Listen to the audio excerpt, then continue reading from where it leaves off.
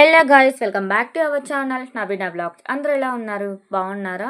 So ఈరోజు video ఏంటి అంటే మా హోమ్ దగ్గర ఉన్న వినాయకుడి బొమ్మకైతే నిమజ్జనం అండి. సో వీళ్ళందరూ కలిసి వినాయకుడిని తీసుకెళ్ళి ఆటో అయితే ఎక్కించారు. సో పైన ఎక్కించిన తర్వాత డెకరేషన్ అయితే స్టార్ట్ చేశారనమాట. అంటే లైట్గా అయితే డెకరేట్ చేశారు. సో నేనైతే ఇక్కడ బాబుతో ఆడుకుంటున్నాను. అండ్ మా మమ్మీ అయితే ఇంకో బాబుని అయితే ఎత్తుకొని వినాయకుడి దగ్గరికి అయితే వెళ్ళొచ్చింది అనమాట. సో ఫైనల్గా అయితే వినాయకుడికి డెకరేషన్ కూడా కంప్లీట్ అయిపోయింది. అండ్ ఇక్కడ లడ్డు వేలం పాట అయితే పాడారండి. లడ్డు వేలం పాట కంప్లీట్ అయిపోయిన తర్వాత లడ్డు అయితే వాళ్ళ ఇంటికి పంపించడం జరిగిందండి. సో వాళ్ళ పర్మిషన్ లేకుండా మనం వీడియో తీస్తున్నాం కాబట్టి వాళ్ళ ఫేసెస్ అయితే పెట్టలేదు. సో ఇలా ఫార్వర్డ్లో పెట్టేశాను అనమాట. ఫైనల్గా వినాయకుడిని అయితే నిమజ్జనానికి బయలుదేరారు. సో నేను కూడా వాలిపోయడం జరిగింది. అక్కడ అందరూ కూడా చిన్న చిన్న పిల్లలు ఉన్నారు కదండి, వాళ్ళందరూ కూడా డాన్స్ వేసుకుంటూ అలా వెళ్తూ ఉన్నారనమాట. సో ఫైనల్గా మా వినాయకుడు అయితే నిమజ్జనానికి బయలుదేరారు, అలాగే వెళ్ళిపోయారు కూడా. మేము కొంచెం దూరం వరకు వెళ్ళి వెనక్కి అయితే వచ్చేసాము.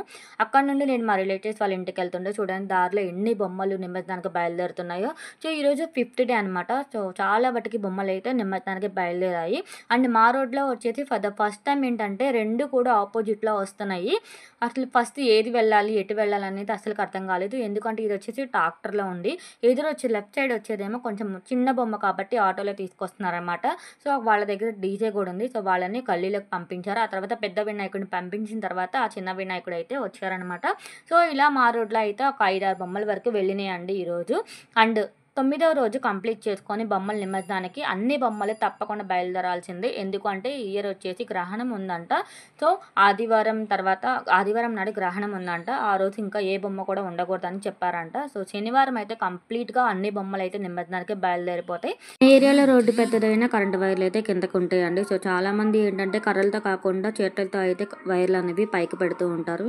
సో అలా కాకుండా కర్రలతోనే వైర్లు అనేవి పైకి తీయాలనేది నేనైతే కోరుకుంటున్నానండి. ఎందుకంటే ఎవరికి ఎటువంటి హామీ జరగకూడదు అనేసి నేనైతే కోరుకుంటున్నాను.